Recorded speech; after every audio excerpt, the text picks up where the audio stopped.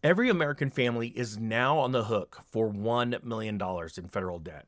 You didn't borrow it, the government did, but you're the one that's going to have to pay it back through your tax dollars.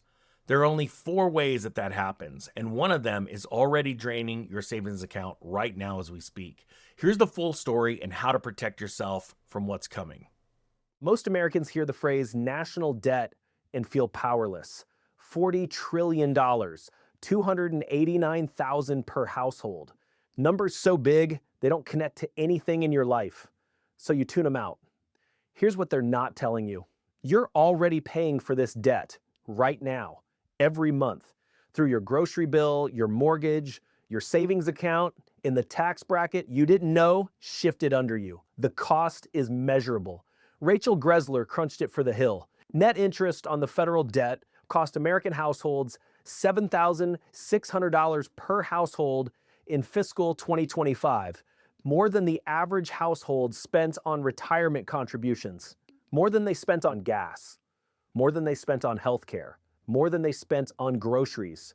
You spent more servicing the federal debt last year than you spent feeding your family. You just didn't see the line item. Today, I'm going to show you exactly how this debt is reaching you in 2026. 5 specific ways you're already paying. Then I'll tell you what the government is going to do over the next 3 years to deal with it. Based on what they always do, what the forecasters are already projecting, and what the history says happens next. Then I'll show you what wins when this plays out. The assets that don't get hurt because they don't depend on the dollar. Way 1, bracket creep. The silent tax raise nobody voted for. Your income rises with inflation every year. Your tax brackets adjust slower than inflation does. The result? You move into a higher effective tax rate on the same real income. The Tax Foundation calls it bracket creep. Their projections show federal revenues rising from 17.5% of GDP in 2026 to 18.8% by 2056. Almost the entire revenue increase comes from this single mechanism, not from a vote, not from a bill, from the gap between how fast your income inflates and how slowly the tax brackets adjust to keep up. Way 2, the mortgage premium. The debt is in your closing costs. Yale's Budget Lab modeled this directly. Every 1% of GDP increase in permanent federal deficit raises mortgage rates by approximately 1/10 of a percentage point over 5 years. On a $400,000 mortgage, that translates to between $2,300 and $2,500 in extra interest payments. Money out of your pocket and into the bond market that's pricing federal borrowing risk. The deficit isn't just a Washington problem. It's repricing your home loan at the closing table. Every household that's bought a home in the last 3 years paid a premium. Way 3, the savings tax. Financial repression you don't see. Your savings account at the bank pays 1 to 4%. Inflation runs 3 to 4%. Your purchasing power erodes by the gap. Yale's Budget Lab calculated the household cost. $300 to $1,250 per household per year. Compounded over 30 years, $16,000 in cumulative loss. $24,000 to $36,000 in reduced real household wealth. The dollars are still in the account. The buying power is being transferred. Way 4, the grocery and energy hit. Already absorbed, never refunded. The House Budget Committee documented it precisely. Between 2021 and 2024, inflation cost the average family of 4 an additional $18,400. That's $1,500 per month. And here's the part nobody mentions. The prices that went up did not come back down. They stabilized at the new floor. Your real income hasn't recovered. The cost didn't reverse. It became permanent. Way 5, the interest service. $7,600 per year, growing. The Congressional Budget Office projects net interest reaches 13.85% of outlays in 2026, 14% in 2027, growing faster than defense. Every additional $1 trillion in debt adds another $34 billion in annual interest. That's $260 per household. Hey everyone, real quick, if you've been noticing the price of Bitcoin, it's been going pretty well for a lot of people for about the last 10, 15 years.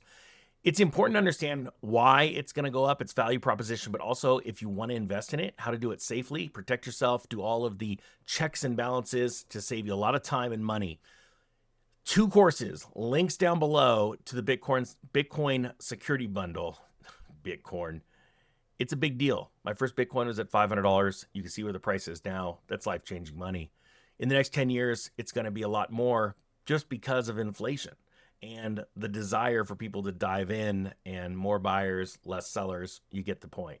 But do it safely. Links down below. It'll change everything, and it makes it a lot easier for you. All right, with that being said, let's get back to the video. 5 ways. Already running, already on your bill, the grocery bill, the mortgage, the savings statement, the tax return. Not coming, already here. I want you to pause for a second. You just heard 5 specific ways the national debt is reaching you. 5 real line items in your life. Most people make less than $100,000. 20,000 of that is going to fund a debt that's growing faster than your wages. That's not abstract. That's your raise being eaten before you ever see it. That's why it never feels like enough. Now, what the government does next. This part isn't speculation. The forecasters have already mapped it. Deloitte, RSM Research, Project Syndicate's Mohamed El-Arian, 2026. Right now, stagflation light. GDP grows around 2%. Inflation stays sticky at 3%. Unemployment ticks up. The household feels the squeeze, paycheck flat, prices climbing. The Fed cuts rates modestly. Mild relief that doesn't fix the structural problem. 2027, recession arrives. GDP declines. Unemployment climbs towards 6%. Inflation drops as demand collapses. The Fed responds with emergency rate cuts. Funds rate below 1%. Treasury yields fall. Mortgage rates drop. But there's a catch. The household that needed relief has already lost income. The rate cut helps the people who were already wealthy enough not to need it. 2028, recession deepens. GDP declines further. The government runs an emergency fiscal package. Additional debt, additional spending. Debt to GDP rises. Interest passes 14.5%. Social Security and Medicare adjustments enter the conversation seriously. 2029, the recovery begins. But not for everyone. The dollar, under pressure from easing, has lost real purchasing power. Households that held cash have less wealth. Households that held real assets, real estate, gold, Bitcoin, have preserved or grown their wealth. 2026 to 2029 summary. The government doesn't pay the debt back. It runs the playbook it's been running since 1946. Reinhardt and Sabrancia documented it. Between 1946 and 1980, the U.S. cut debt to GDP from 100% to 23%. Not through growth, through inflation running above interest rates for 35 years. The mechanism was invisible. By the time Americans understood, the deleveraging was complete. Here's what wins. Real estate, specifically productive real estate. Property that generates income. The rent rises with inflation. The mortgage stays fixed. Bitcoin, designed for this exact scenario. Fixed supply, 21 million coins. Independent of any central bank. Strategic reserve status. Gold and silver, the classic store of value across centuries. The dollar lost 98% of its value against gold since 1971. They behave the same way every time. Commodities and the businesses that produce them. Oil, copper, productive ownership of things people need regardless of currency. Real assets. Nobody is going to tell you this on the news.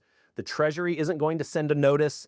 The play is invisible by design, but it is running. The next 3 years are going to play out as Deloitte describes. The household that hears this now and adjusts has time to reposition. The map is on the table. The historical playbook is documented. The only thing left is what you do with it. Economic Ninja is out.